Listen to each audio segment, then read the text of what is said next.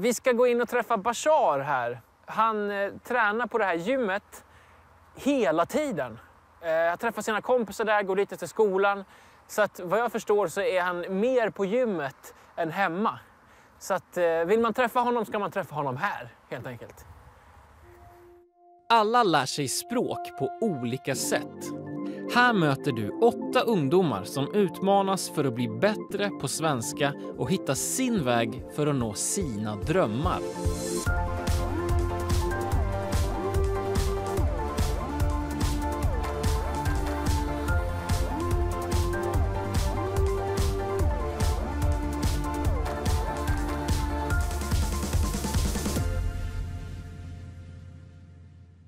Hej, jag heter Bashar. Jag är 17 år gammal. Jag kommer från Syrien.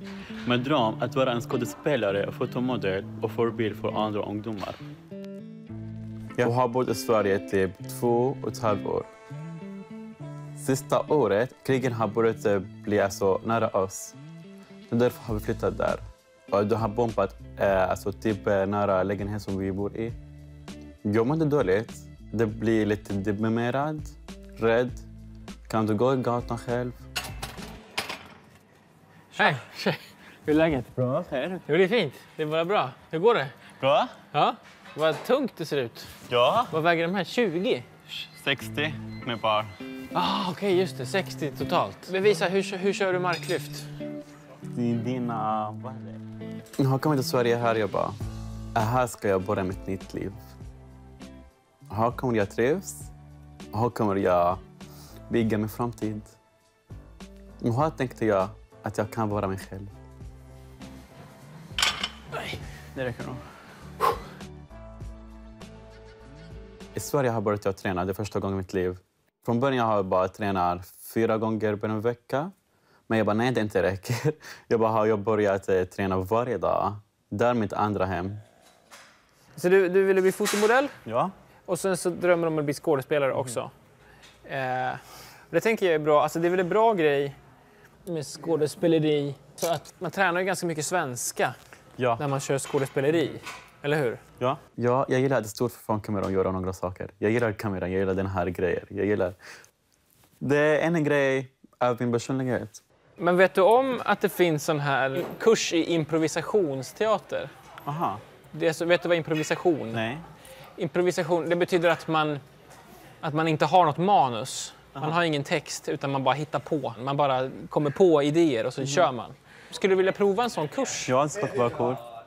Ja, jag tror för det är ganska bra sätt att träna svenska också. För det är ganska svårt. Man måste liksom vara snabb och svara och säga. Och...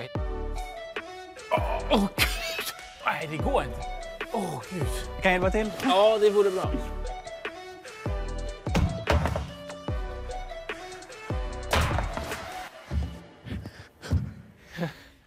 Oj. Men hur ofta tränar ni ihop? Nästan varje dag. Nästan varje dag? Aha, okej. Och hur träffades ni? Vi träffades i skolan. Ni skulle gå i samma skola? Ja. Vad betyder dina kompisar för dig? De betyder mycket. De är min andra familj. Ja. När jag har problem med jag går ibland, alltså jag ser inte det är min familj. Jag ser det för mina vänner. De förstår mig bättre. Men är Bashar liksom, är du personlig tränare till alla er? Ja. Är det liksom ett bra sätt att få kompisar att träna på gym och träna tillsammans? Eller? Ja, jättebra. Du har väl lärt känna jättemånga för att du gymmar? Så. Hela gymmet? Ja, han känner hela gymmet. Det känner jag. Alltså jag pluggar inte. Jag har lärt mig för att jag har svenska kompisar och kompisar som kan svenska. Från dem har jag lärt mig lite... Alltså min grammatik har blivit lite bättre för att jag har träffat lite svenskar. Men hur tror ni det kommer gå för honom på improvisationsteatern? Jag tror det kommer gå bra. Ja. Det passar honom. Så. Jo, alltså det kommer passa mig. Ja. Jag kommer klara det. Du får förbereda dig helt enkelt för den här improvisationskursen. Jättebra. Vi ses på teatern. Ja. Det gör vi. Hej.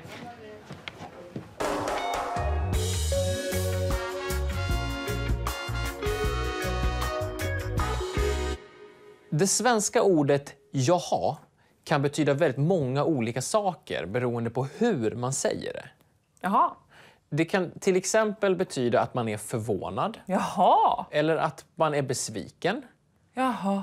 Eller att man förstår Jaha. och att man inte förstår.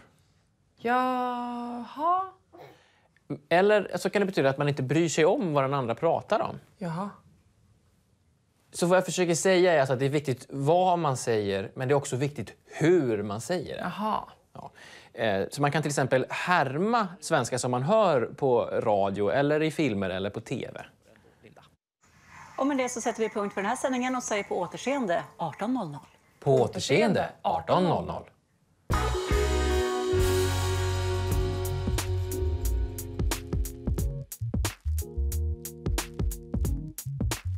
Med dröm att jag vara en skådespelare. Jag hoppas att kan bli det. Ibland jag stod framför spegeln och bara hej. jag övar lite. Jag vill alltid bli bättre och bättre för att kunna bli skådespelare.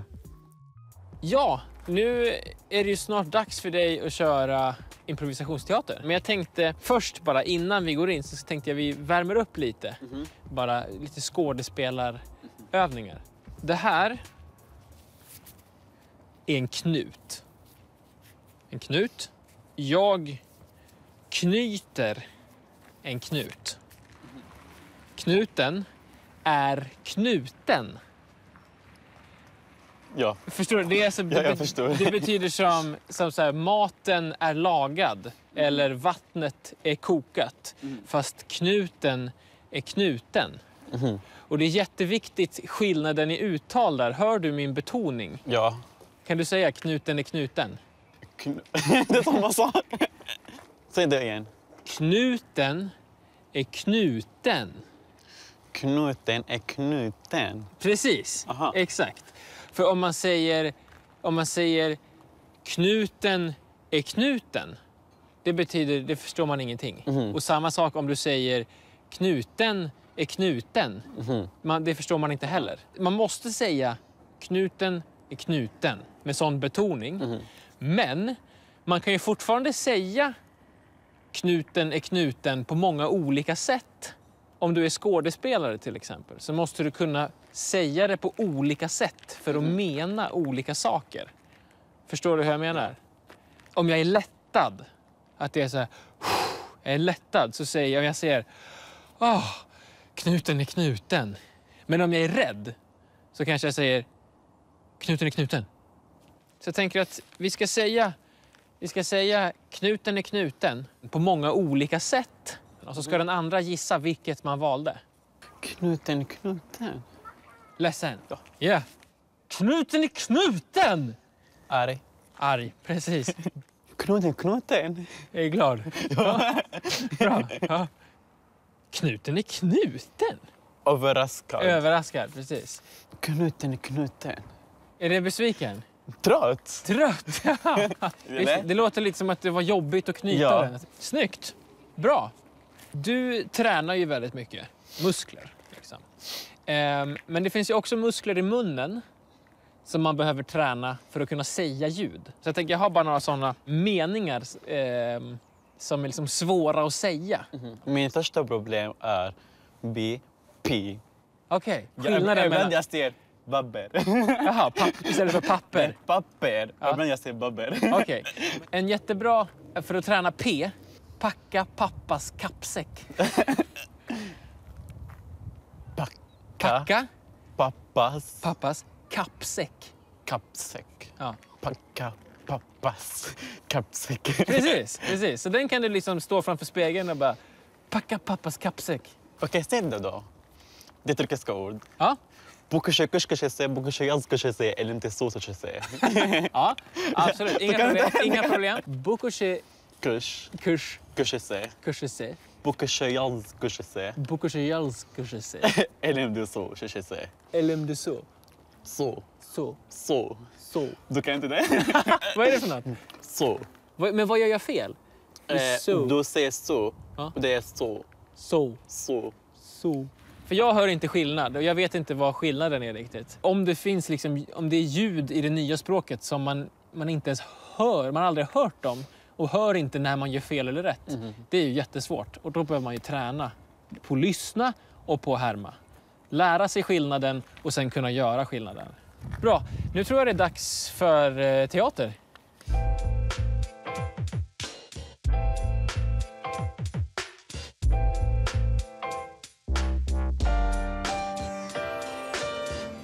Mitt tips för att lära sig svenska är att prata med dig själv. Det låter lite galet, men ändå. Varje sekund vi är tysta, vi missar massa ord. När jag kom hit och har ingenting att göra, jag brukar vara i mitt rum och prata med mig själv om min framtidsplaner, om min skoldag och höra det med min familj. Det här var min sätt att lära mig svenska.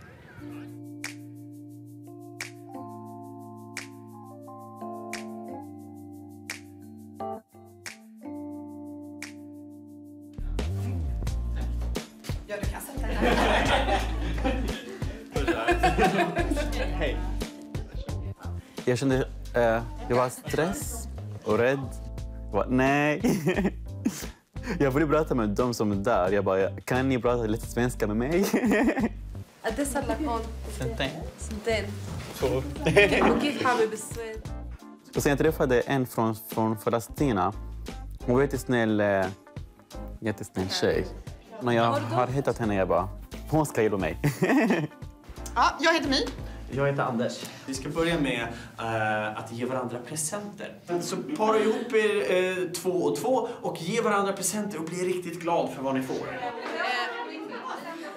Du får en bowlinglott. Tack så mycket. Du får snus. Vad fick jag? Snus. Snus, vad grymt. Superbra. Jag stoppar den här. En påse grönsaker! Ja, en påse grönsaker! Ja! Blomma! En blomma!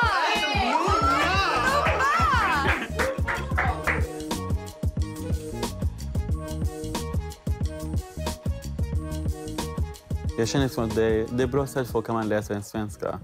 För att alla där pratar svenska och man måste prata alltså, så här, komma på något direkt, alltså snabbt. Och så här, jag tror, så här kan man läsa en svenska. Här kan ni jobba 2 och 2 igen och en av er börjar berätta. Ni ger varandra vad ni ska prata om. Du ska prata om när du ska gå och lägga dig. Jag gick och lägga mig på natten klockan 12 i natten. TV? Då tänkte jag att jag ska titta på TV på en program som heter... Beyoncé? Så Beyoncé, hon var min bästa sjungare. Sångare, ja. Så jag tänkte mycket om henne. Jag försökte sjunga som henne, men min röst hjälper inte mig med den här. Honung? Så jag tänkte på honom, att jag äter lite honung då min röst kommer bli bättre. Då jag tänkte att blanda honung med mjölk, då kommer bli jättegott att man dricker det innan man sover. Om man ska äta gräs med mjölk blandad med honung, det är jättegott, tänkte jag. Att det finns många som äter det i andra länder. När kanske var slut, när jag gick ut, jag kände liksom att det blev lättare för mig. Jag kände liksom att jag vill testa den här, det är en ny grej. Jag vill komma tillbaka dit. Vad tänkte du var svårt då? Alltså, för jag kan inte språket. Alltså, 100%. Det är därför det var svårt att komma på något dag. Men också när man väl kommer igång efter ett tag så kan man ju börja köra med kroppen mer och sådär också så. Så kan man ju läsa av kroppsspråk och känslor och så liksom istället. Ja. Hej då, tack så mycket. Kändes det bra? Ja. Men hur kändes det för dig då? Svårt. Att komma på någonting då. Att komma på saker? Ja. Det var svårt. Ja. Men det gick bra tycker jag. Det jag hörde. Ja, det gick bra. Ja. Men ja. Du fick kämpa. Bra. Okej, så du tänker börja? Ja. Grymt, det är perfekt ju. Så får du träna skitmycket svenska. Och så. Bra, så bygger du på skådespelardrömmen. Ja. Perfekt. Snyggt. Var det höger eller?